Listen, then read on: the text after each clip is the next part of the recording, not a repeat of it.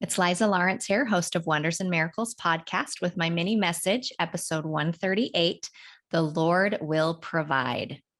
Where and when in your life have you seen the Lord provide? So as a little girl, as I was growing up, this statement was said often in my home. I heard it a lot. The Lord will provide. And in my opinion, if you ask me, that's a pretty good belief to be conditioned with, that the Lord will provide. And my parents, they would share experiences and stories and things that happened in their life where the Lord provided for our needs with 6 small children. We didn't have a lot, but when the Lord provided, it was always celebrated as a miracle in our home. And I'm so grateful that this has become such a deep part of my belief system, because I actually do think it's true that the Lord provides. So last week, my guest Heather shared some beautiful experiences where the Lord provided for their needs after the death of her grandson. And she made a statement in there that really struck me. It was in relation to when her neighbor brought over a burial outfit for this little grandson that they could not find anywhere. They were having a really hard time finding a burial outfit. And she looked at the tag and it was potentially the wrong size. But then she had the thought that said, if God provides a miracle, it's going to be the right size miracle. I love that. Think about that. If God provides a miracle, it's going to be the right size. It will be what you need. You can see this even from the story in the New Testament. I love this story where Jesus is calling his apostles and he wants to call Simon, but he's been out fishing all day. He hasn't caught any fish. And Jesus comes and said, cast your net on the other side. And Simon was resistant, which I think is another interesting thing we'll talk about in a minute. He was like, what good will that do? I've been fishing for hours and I haven't caught anything. And he said, throw your nets on the other side, cast your nets. And he does. And then we know what happens. The nets are filled, overflowing to capacity. And so much so that they need another boat to help them fill up all these fish.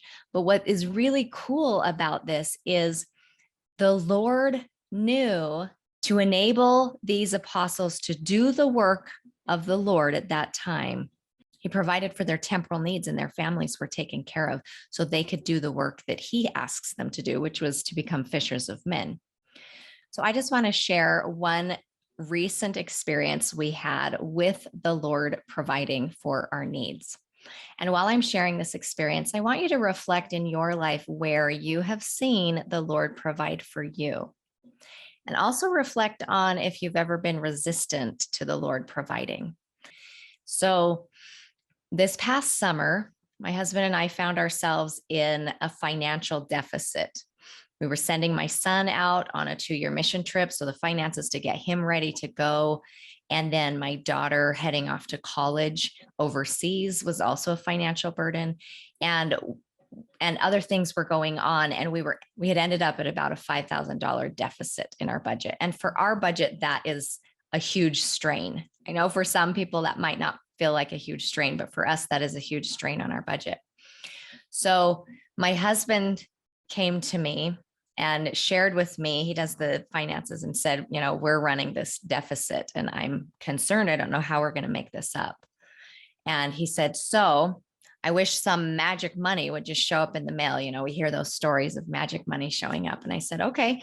And he goes, well, actually, I've prayed for some magic money to come, almost in a way to test the Lord. Like, let's see if you really do this. And I said, okay, well, have faith that it will work then. If you've asked for it, the Lord will provide. And within a couple days, we get a check in the mail for about $700. And I was really excited about this. I collect the mail every day. So I had seen this. And when he got home from work, I said, guess what? Your magic money came. I showed him the check for $700. And I honestly can't remember where it came from. It was unusual and unexpected. And he looked at the check and he goes, yeah, that's nice, but I need 5,000. Like, it's not enough. It's what I need 5,000. I said, well, you really ought to be grateful for this. So we carry on. And a couple days after that, some more magic money shows up. And this was a check for $4,300. Out of the blue, this came from an overage of our escrow on our house. And it was absolutely unexpected. And I said to him, look, 4,300 and 700, how much does that make? And it equaled $5,000. And I said, now, do you believe that the Lord will provide? Now, can you see this miracle? And he was astonished. Honestly, he was a little bit surprised, but also incredibly grateful. And I know it boosted his testimony that the Lord does provide for our needs. And we were talking last night about the story because I was going to share this. And I said, help me remember the details of this. And he said, it's interesting because part of me wanted to not receive that. And also I have a hard time asking for more, because if I've already received that, I don't want to seem greedy and I said, if you have that belief, you'll also push away God's provisions and God's blessings. And so I would ask you to reflect on that. Where in your life do you have a resistance to receiving help from the Lord, to receiving the miracles that God has for you? Can you receive his support and his provision with gratitude and with love?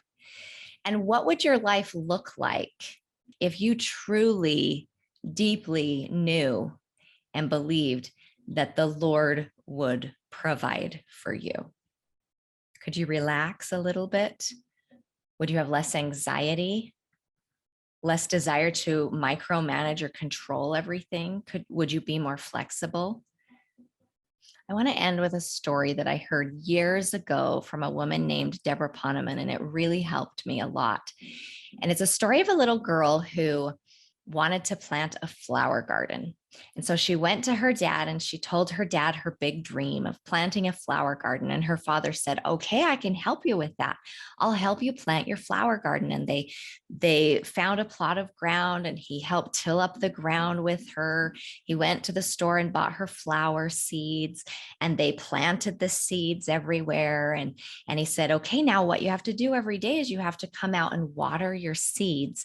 So he hooked up the hose and he helped her learn how to water these seeds every day. So every day, this little girl was so excited about growing these flowers, and she'd go out every day and water her garden. And her father would smile at her dedication and her desire to have beautiful flowers. And one day she went out and she turned on the hose and no water came out. There was no flow of water. And she started to panic. And she knew that if the water wasn't going, her flowers would die. And so she said, Daddy, my flowers are going to die. The hose is turned off. There's no water coming through the hose. And what am I going to do? My flowers will die and I won't get them. And he smiled at her and he said, honey, there's plenty of water. You're just stepping on the hose. If you take your foot off the hose, the water will flow. You're kinking it. So she stepped off the hose and sure enough, here came the water to water her flowers. And yes, her flowers grew and they were beautiful and she had what she desired. But the interesting part about that is, where in our life are we kinking the hose of God providing? Where in our fear and our panic and our control are we holding too tight and not trusting that the Lord will provide for our needs?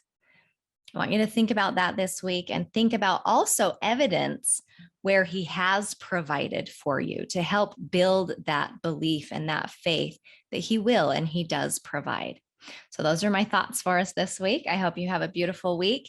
It's Valentine's next week, and I have an awesome interview coming up of a cool love story where God definitely was involved in the details. So I'm excited to share that with you next week, and I hope you have a great week. Bye-bye.